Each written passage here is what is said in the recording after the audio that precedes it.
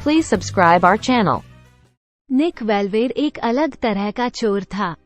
वो एक दिन सुबह 10:30 बजे पब्लिक लाइब्रेरी में बैठा हुआ पिछले 2 घंटे से मैगजीन पढ़ रहा था।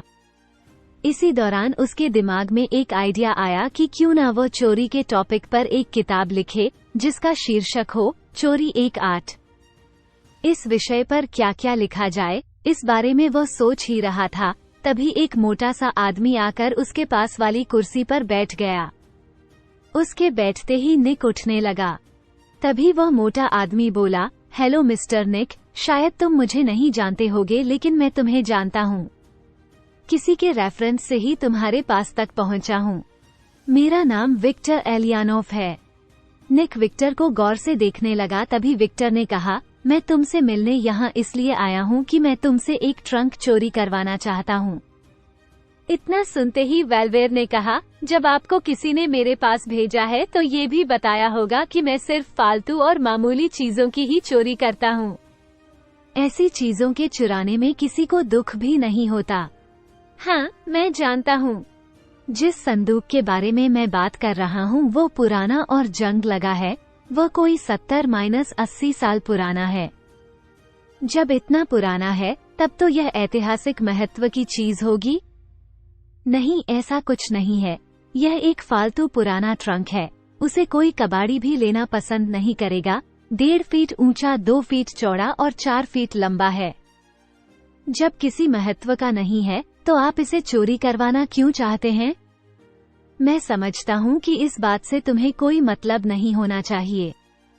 तुम अपना काम करो और काम के जो पैसे बनते हैं लो। मेरी फीस पता है, मैं $25,000 लेता हूँ। विक्टर ने एक लिफाफा निकालकर उसके सामने रखते हुए कहा, ये रहे $10,000 बाकी काम होने के बाद। निक ने लिफाफा देखे बगैर पूछा, अब ये बताओ कि ये ट्रंक किस जगह पर है? विक्टर एलियानोफ ने एक कागज उसके सामने रखते हुए कहा, ये है उस जगह का पता। उस इमारत के तहखाने में तुम्हें ये संदूक मिल जाएगा। निक ने कागज को देखते हुए कहा, ये जगह कस्बा न्यूपोलिट में है, जो यहाँ से करीब 100 मील दूर है। तुम्हें ट्रंक चोरी करने में ज्यादा दिक्कत पेश नहीं आएगी। जिस घर में ये रखा है उस घर के लोग न्यूयॉर्क गए हुए हैं। बस एक बूढ़ा चौकीदार वहाँ होता है। मुझे यकीन है कि तुम उस चौकीदार की आंखों से बचकर आसानी से अपना काम कर लोगे। विक्टर ने कहा, मुझे अपना काम करना आता है। तुम ये बताओ कि ट्रंक पहुँचाना कहाँ है? विक्टर ने एक पता लिखी पर्ची उसे देते हुए कहा, ट्रंक इस अपार्टमेंट में पहुँचाना होगा। ये रही अपार्टमेंट की चाबी। काम खत्म होने के बाद तुम मुझे फोन कर देना, मैं मिल लूंगा। विक्टर ने निक को अपना फोन नंबर देते हुए कहा। उस समय मौसम सुहाना था। निक ने अपनी दोस्त ग्लोरिया को फोन किया, ग्लोरिया, हम न्यूपोलिट घूमने चलेंगे। वहाँ मछली का शिकार और बोटिंग करेंगे। न्यूपोलिट एक बहुत खूबसूरत जगह थी, इसलिए वहाँ जाने की बात सुनते ही ग्लोरिया बहुत खुश हुई। उसने निक के साथ घूमने के लिए हामी भर ली।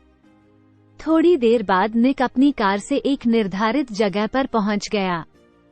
वहां उसे ग्लोरिया उसका इंतजार करती मिली। ग्लोरिया को कार में बैठाकर वो न्यूपोलिट की ओर चल दिया। ग्लोरिया निक के बारे में सब जानती थी।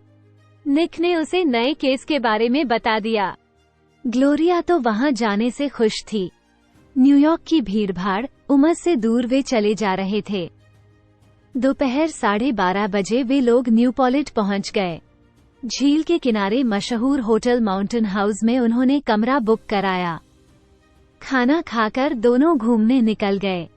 उसी दौरान निक उस मकान को एक नजर देख लेना चाहता था जहां से उसे ट्रंक चुराना था। कुछ देर बाद वो उस अपार्टमेंट के पास पहुंच गया। वह अपार्टमेंट लाल पत्थरों से बना था। अपार्टमेंट के चारों तरफ पेड़ और हरियाली थी। बाहर लोहे का बड़ा सा गेट लगा था। सीढ़ियों के पास बैठा एक बूढ़ा चौकीदार सिगरेट पीता नजर आया। उसके कंधे पर स्टेंगन टंगी थी। अपार्टमेंट की चारदीवारी ज्यादा ऊंची नहीं थी। पीछे की चारदीवारी एक पहाड़ी ढलान से मिली हुई थी। अपार्टमेंट का मुआयना करने के बाद पूरे दिन प्रेमिका के साथ घूमता रहा। दोनों ने बोटिंग की, शिकार किया। अपना काम करने के लिए निक रात 10 बजे अकेला उस अपार्टमेंट की तरफ रवाना हो गया। रात सुनसान और अंधेरी थी। निक ने अपनी कार एक पेड़ के नीचे खड़ी कर दी।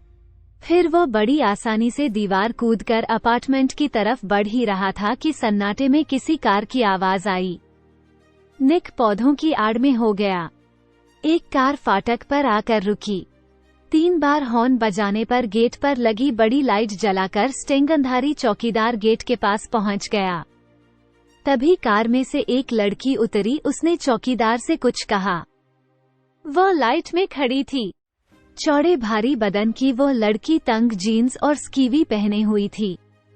वो चौकीदार से हाथ हिला हिला कर कुछ कह रही थी। इसके बाद वो वापस मुड़ कर चली गई। गेट पर खड़ा चौकीदार बड़े गौर से उसे देखता रहा। निक को फ्लैट में घुसने का ये सही मौका लगा। वो फुर्ती से चुपचाप खुले दरवाजे से अंदर दाखिल हो गया। अंदर गहरा अंधेरा था। निक ने जेब से पेंसिल टॉर्च निकाली पर जलाई नहीं। दाईं तरफ कोने के कमरे में हल्की रोशनी हो रही थी। वो ऊपरी मंजिल की सीढ़ियों पर झुककर खड़ा हो गया। तभी उसे ऊपरी मंजिल से कुछ आहट महसूस हुई। 2-3 मिनट वो चुपचाप खड़ा रहा। फिर उसे दरवाजा बंद करने की आवाज आई। एक साया, जो शायद चौकीदार, हल्की लाइट वाले कमरे में चला गया। उसके बाद वहां की लाइट भी बंद हो गई। निक दबे पांव वहां से निकला और तहखाने की सीढ़ियां ढूंढकर धीरे धीरे नीचे उतरने लगा। तहखाने में उसने टॉर्च जलाकर देखा। वहां पुराना सामान, टूटा फर्नीचर, रद्दी अखबार वगैरह पड़े थे। सब चीजों पर धूल चढ़ी हुई थी और वहां मकइयों के जाले थे। ये सब देखकर ऐसा लग रहा था जैसे वहां कोई काफी दिनों से नहीं आया हो। एक कोने में पुराना, जंग लगा एक ट्रंक पड़ा था। निक समझ गया कि यही वो ट्रंक है। अजीब बात ये थी कि ट्रंक पर धूल नहीं थी, जबकि वहां रखे हर सामान पर धूल चढ़ी हुई थी। निक ने उसे उठाकर सिर पर रखा। सीढ़ियों के ऊपर पहुंचकर जरा रुक वो ये देखने लगा कि बाहर निकलने में उसे कोई खतरा तो नहीं है। पूरी तरह सन्नाटा होने पर वो धीरे से दरवाजा खोलकर फ्लैट से बाहर निकल गया। आराम से चारदीवारी फांदकर वो बाहर पहुंचा। कार की डिक्की खोलकर ट्रंक उसमें रखने लगा। तभी उसे ट्रंक के अंदर से किसी चीज के खड़खड़ाने की आवाज आई। वैसी ही आवाज उसे ट्रंक उठाते समय भी आई थी। उसने सोचा ट्रंक खोलकर देखा जाए कि उसमें क्या है। वो ट्रंक खोलने को हुआ। उसी वक्त अपार्टमेंट के अंदर से कुछ उठापटक की आवाजें आने लगीं। ऐसा लग रहा था जैसे किसी ने जोर से दरवाजा बंद किया हो। फिर किसी के दौड़ने की आवाज, कुछ शोर, कुछ भारी चीज गिरने की आवाज के साथ फायर होने की 2 आवाजें सुनाई दी। निक ने ट्रंक खोलने का इरादा छोड़ दिया। उसने वहां से जल्द खिसकने में भलाई समझी।